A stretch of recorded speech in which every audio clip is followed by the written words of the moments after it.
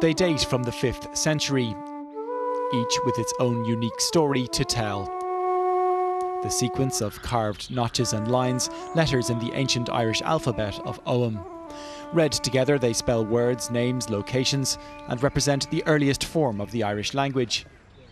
Some stones are now stored safely indoors, like these ones in the National Museum, but others remain outside, exposed to acid rain and other hazards. Physical deterioration will continue. We can't expect them to remain in the state they are now forever.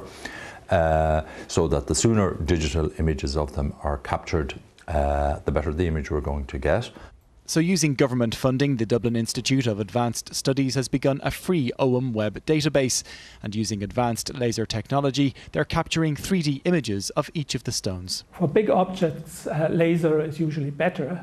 You get a very well-defined beam of light, and you basically wait, you send out a beam and you wait until it comes back, and you do a very precise recording of the time. It's expected the database will be used by academics, archaeologists, students and tourists, and may even settle a few long-running arguments. Over the last 150 years or so, one of the main issues around Ogham Stones has been the interpretation of the inscriptions. Well, with these 3D models, people will be able to sit around the table and come to a definitive, or hopefully a reasonably agreed conclusion.